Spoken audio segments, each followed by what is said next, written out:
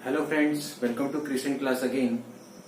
Friends, today we are going to discuss a very important topic, complex number, which is of much practical importance and of great utility. So let's start the video.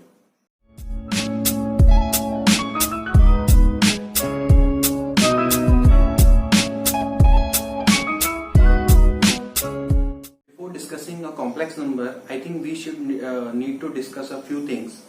Actually, होता क्या है कि we already knew about the natural number हमारे क्या होते हैं जो कि काउंटिंग यानी जितने भी आपके काउंटिंग नंबर होते हैं जो कि हम फिंगर से काउंट कर सकते हैं उनको हम नेचुरल नंबर बोलते हैं। तो सपोज अगर हमारे पास नेचुरल नंबर ही होते तो क्या होता, suppose we have an equation x plus a is equals to b। Suppose we have equation है x plus a is equals to b and a and b आपके नेचुरल नंबर है और suppose b आपका a से less है, यानी b की value a से लेस है। ओके, सो अगर सपोज करो अगर हमारे पास सिर्फ नेचुरल नंबर की हमें जानकारी होती तो नाउ अगर हम इसका सॉल्यूशन देखेंगे तो इसका सॉल्यूशन होगा x is equal to b minus. Okay, so b minus a definitely आपका नेचुरल नंबर नहीं होगा बिकॉज लेस है a से, so b minus a definitely क्या होगा, लेस देन 0 होगा। तो ये जो कि आपका क्या होगा, एक नेगेटिव नंबर होगा। ओके, सो नेचुरल नंबर तो कोई भी नेगेटिव नहीं है। सो हमने क्या किया कि हमने नंबर्स को कहां तक एक्सटेंड किया, इंटीजर तक एक्सटेंड किया। तो यानी दिस इक्वेशन को सेटिस्फाई कौन करेगा, इंटीजर सेटिस्फाई करेगा।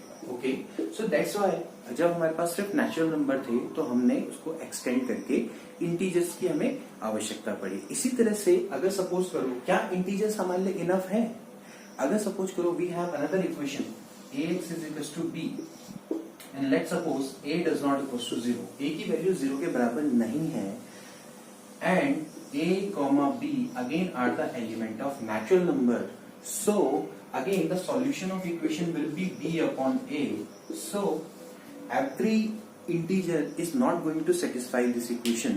So that's why हमने क्या किया कि जो इंटीजर है, इंटीजर को एक्सटेंड करके हमने क्या बनाए, रेशनल नंबर बनाए। तो हमें यहाँ पर किसकी जरूरत पड़ी, रेशनल नंबर की, बिकॉज सारे के सारे रेशनल नंबर इस इक्वेशन को सेटिस्फाई करेंगे। अगर हम इसका एग्जांपल देखें, अगर आपको थोड़ा टिपिकल लग रहा है तो मैं आपको एक एग्जांपल से बता सकता हूँ। जैसे for example x plus suppose this is 2 is equal to 1। Okay, तो x plus 2 is equal to 1 है तो x का जो सोल्यूशन होगा वो -1 होगा।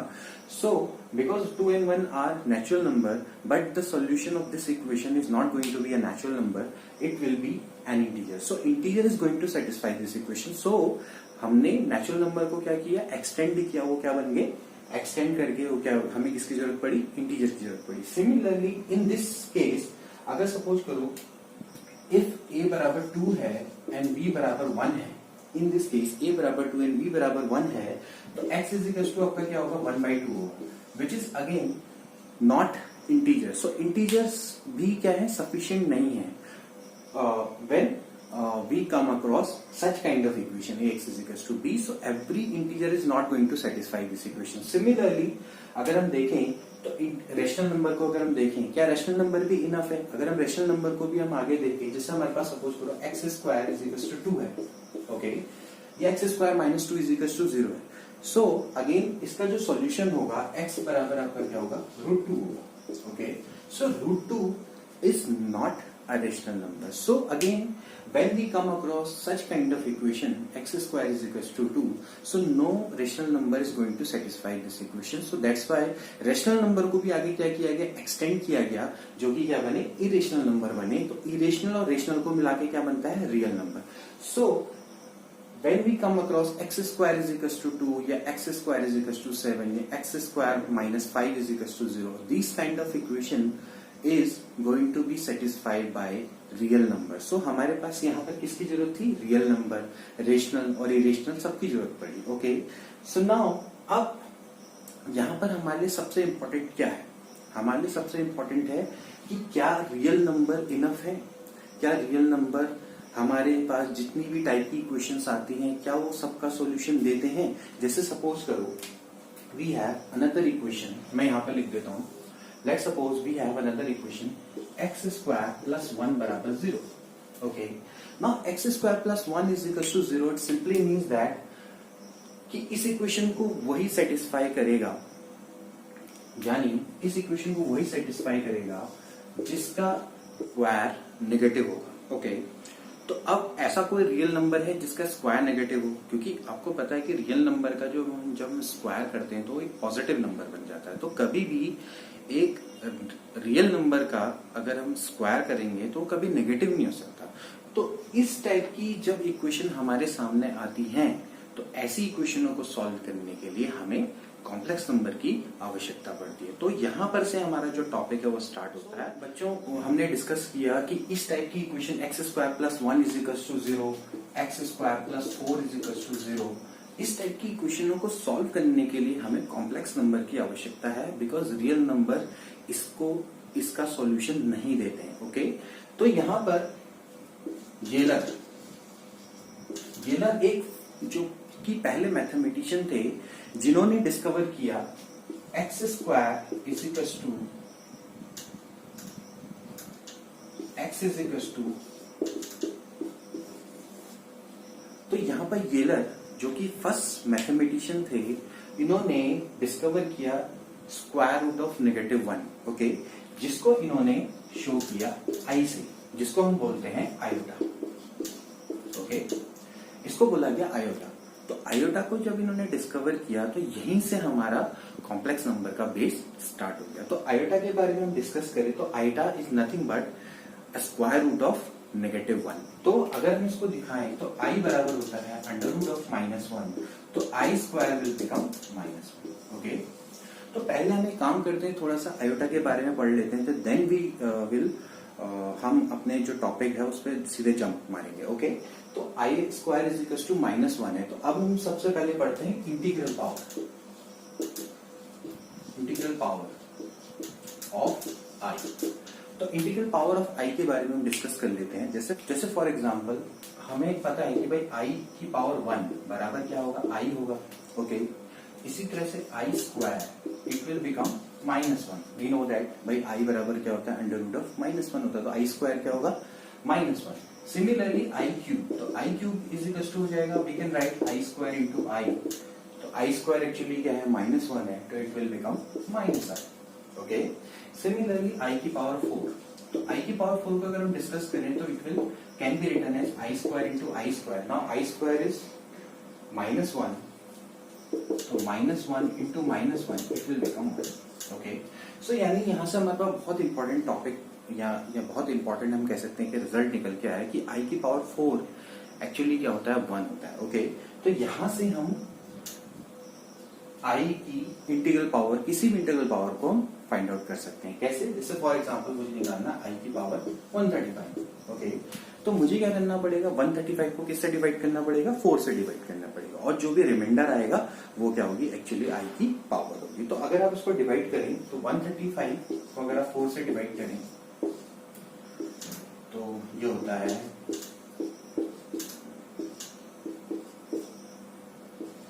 ओके, तो 135 को अगर आप डिवाइड करेंगे तो आपका जो रिमाइंडर है वो एक्चुअली कितना बचेगा, 3 बचेगा। ओके, सो आई की power 135 can be written as i की पावर 4 इंटू 23 प्लस 3। ओके, तो आई की पावर एक्चुअली 4, तो आपको पता है कि वैल्यू कितनी होती है, 1, so we can write it i की पावर 3। ओके, तो आई की पावर 3, तो आई की पावर 3 एक्चुअली क्या होता है, अभी हमने डिस्कस किया, आई की पावर 3 क्या होता है, -। ओके, सो यहां पर से हम आई की किसी भी पावर को निकाल सकते हैं। जैसे फॉर एग्जांपल आपको आई की पावर 599 निकालना है, आई की पावर 599 को हम क्या करेंगे, 4 से डिवाइड करेंगे, तो जो भी रिमाइंडर बचेगा उसको लिख देंगे, सिंपल सी बात है। तो आप इसको 4 से डिवाइड करके देखो क्या बचेगा, 599 को आप 4 से डिवाइड करो, चलो 4 1 जा 4 1,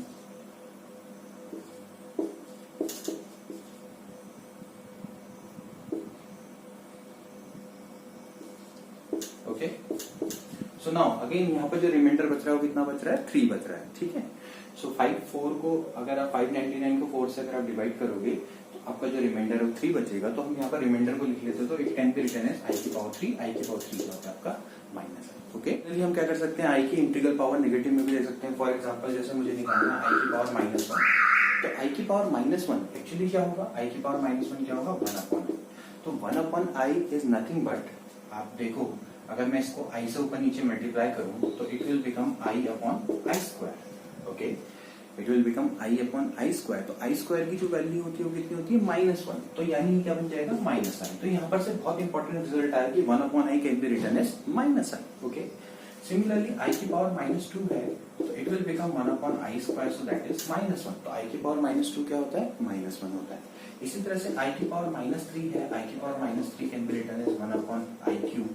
okay, now what is i³ होता है -i, तो ये हो जाएगा 1/-i, and we know that 1/i क्या होता है -i, तो it can be written as -i, तो minus minus will become plus. So i 1/i³ actually कितना होता है आपका, 1/i³ कितना होता है i।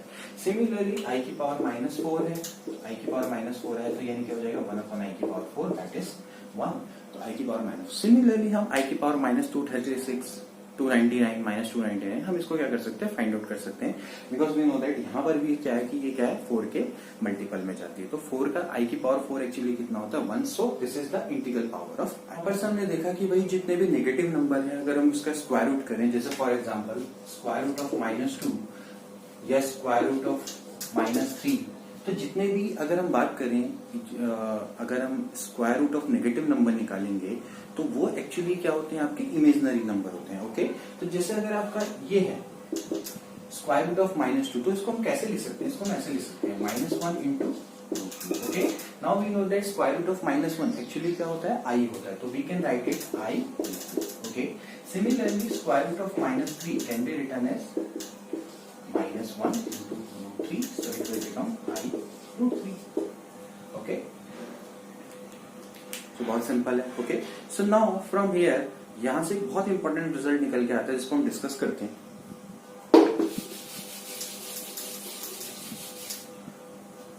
यहां पर से एक बहुत इंपॉर्टेंट रिजल्ट निकल के आएगा जिसको हम डिस्कस करना बहुत इंपॉर्टेंट है। जैसे for example we have √a minus a √-b। अगर हम इसको मल्टीप्लाई करेंगे तो क्या वैल्यू आएगी। Okay, now we know that, इसको अभी हमने बोला, इसको हम लिख सकते हैं i√a, इसको हम लिख सकते हैं i√b। ओके, तो i इंटू आई क्या बन जाएगा आपका i², it will become √ab। So i² actually क्या होता है -1 होता है, तो इट विल बिकम -√। ओके, ये बहुत इंपॉर्टेंट रिजल्ट है, बहुत इंपॉर्टेंट। कई लोग यहाँ पर गलती कर देते हैं, √-a इंटू √-b बराबर √ab कर देते हैं। सो यहाँ पर ये नहीं चलेगा। √-a इंटू √-b क्या होता है आपका -√ab होता है। अगर हम इसको प्रैक्टिकली देखें, अगर हम इसमें कुछ वैल्यू को पुट अप करें, जैसे फॉर एग्जांपल √-2 इंटू √-3, तो √-2 इंटू √-3 क्या हो जाएगा -√6 फ्रॉम दिस फॉर्मूला। ओके, सो यहाँ पर से ये जो रिजल्ट है, ये वाला जो रिजल्ट है ये बहुत इंपॉर्टेंट है, आपको इसको ध्यान में रखेंगे, ये बहुत ज्यादा एग्जाम में भी पूछा जाता है इसके ऊपर। ओके, सो अब बात आती है कॉम्प्लेक्स नंबर्स की। तो कॉम्प्लेक्स नंबर क्या होते हैं, जनरली जो कॉम्प्लेक्स नंबर होते हैं उसको हम z से शो करते हैं, क्योंकि अब हमने सारी चीजें डिस्कस कर दी हैं, आयोटा के बारे में हमने डिस्कस कर दिया। तो कॉम्प्लेक्स नंबर जनरली क्या होते हैं, वो नंबर जो कि a+ib की फॉर्म में लिखे जा सकते हैं। ओके, तो a+ib the number which can be written in the form of a+ib where a, b is the element of real number। जहां a और b किसके एलिमेंट होते हैं, रियल नंबर के एलिमेंट्स होते हैं। i आपको पता है, i को क्या बोलते हैं, आयोटा बोलते हैं, जिसकी वैल्यू होती है √-1। सो z वो कॉम्प्लेक्स नंबर है, कॉम्प्लेक्स नंबर यानी जो कि a+ib की फॉर्म में लिखा जा सकता है। जैसे फॉर एग्जाम्पल अगर जैसे 7+3i। ओके, इसी तरह से हम कह सकते हैं -4+6i। ओके, ये सारे के सारे आपके क्या हैं, कॉम्प्लेक्स नंबर। अगर सपोज करो a 0 हो गया तो it will become 0+3i। Okay, और अगर सपोज करो b 0 हो गया तो we can write 2+0i। Okay, now 0+3i is 3i and 2+0i is 2। Okay, तो यहां पर से हमारे सामने एक चीज डिस्कस आई, 2 एक्चुअली क्या है, एक रियल नंबर है। तो every real number is a complex number, जो कि बहुत इंपॉर्टेंट रिजल्ट है। यानी रियल नंबर आपके कॉम्प्लेक्स नंबर की फॉर्म में लिखे जा सकते हैं। जैसे सपोज करो 3 है तो हम क्या उसको क्या लिख सकते हैं 3 + 0y। Okay, so every real number is a complex number but converse is not true because every complex number can not be return in the form of real number. Okay, similarly जैसे 3i है तो 3i आपका क्या है purely imaginary number है। Okay, तो यहां से एक बात आती है, जैसे अब हम यहाँ पर बात करते हैं ए और बी की। तो ए एक्चुअली क्या है, ए को बोला जाता है real part of complex number और बी को बोला जाता है imaginary part of complex number. तो इसको हम कैसे शो करते हैं, तो A is nothing but a real part of Z. Okay, इसको ऐसे दिखाते हैं, A is the real part of Z and B is a imaginary part of Z. B आपका क्या है, इमेजनरी पार्ट ऑफ जेड है। तो अगर हम बात करेंगे प्योरली रियल नंबर की, तो उसका इमेजनरी पार्ट आपका क्या होगा, 0 होगा। ओके, तो अगर हम यहाँ पर b को अगर 0 रख देंगे तो ये क्या बन जाएगा, एक रियल नंबर बन जाएगा। ओके, अगर हम बात करेंगे प्योरली इमेजनरी नंबर की, तो उसका रियल पार्ट आपका क्या हो जाएगा, 0 हो जाएगा। यानी अगर यहाँ पर हम a 0 रख देंगे तो ये क्या बन जाएगा, प्योरली इमेजनरी नंबर बन जाएगा। तो कॉम्प्लेक्स नंबर का मतलब है कि रियल और इमेजनरी दोनों का कॉम्बो। तो a प्लस ib की फॉर्म में, ठीक है। तो यानी हम कह सकते हैं जैसे 3i है, तो 3i आपका क्या है, प्योरली इमेजनरी नंबर है। 3i, 4i, 5i, 6i। Okay, तो यहां पर से अगर हम देखें 6i, 7i, ओके, -i, ये सारे के सारे आपके क्या है, प्योरली इमेजनरी नंबर है। ओके, वाइल 2, 3, 5, 6 ये आपके क्या है, ये प्योरली रियल कॉम्प्लेक्स नंबर है। तो यानी इसका मतलब है कि every real number is a complex number. Okay, तो आई होप कि आपको समझ में आया होगा कि कॉम्प्लेक्स नंबर एक्चुअली होता क्या है। ओके, तो कॉम्प्लेक्स नंबर जैसे हमने कहा a प्लस ib, इसको हम कई बुक्स में a, b यानी a, b हमने लास्ट टाइम डिस्कस किया था, ये क्या होता है, ऑर्डर्ड पेयर। तो ऑर्डर्ड पेयर की फॉर्म में भी इसको दिखा सकते हैं। तो a, b एक्चुअली किसकी ओर को इशारा करता है, कोऑर्डिनेट की ओर को इशारा करता है।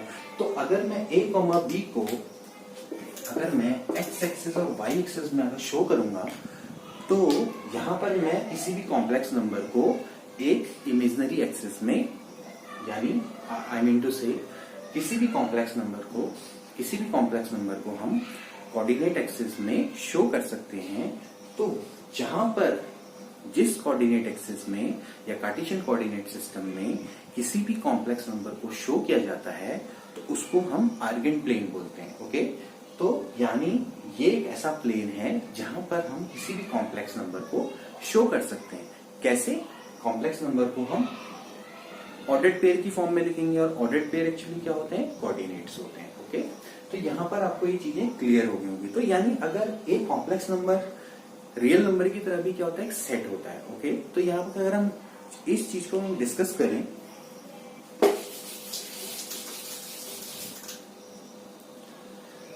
तो कॉम्प्लेक्स नंबर का भी क्या को हम क्या कर सकते हैं, सेट की फॉर्म में भी रिप्रेजेंट कर सकते हैं। तो कॉम्प्लेक्स नंबर को कैसे दिखाएंगे, लेट्स सपोज करो C is a complex number या C is a set of a complex number. तो हमने लास्ट टाइम हमने अगर आप मेरे पिछले लेक्चर देखेंगे तो हमने सेट थ्योरी के बारे में बहुत अच्छे से डिस्कस किया है। तो अगर हम इसको रोस्टर फॉर्म में लिखेंगे तो कैसे लिखेंगे, a plus ib such that a, b is an element of R. Okay, so this is a set of a complex number which is actually a superset of real number. So every real number is a subset of complex number and C is a superset of all numbers. Okay, so complex number can also be represented in the form of set because it is a well defined collection of numbers. Okay, तो दोस्तों आज के लिए इतना ही। I hope कि आपको complex number अच्छे से समझ में आया होगा। अब हम इसकी जो प्रॉपर्टीज है उसको हम नेक्स्ट वीडियो में डिस्कस करेंगे। तो till then take care and good bye.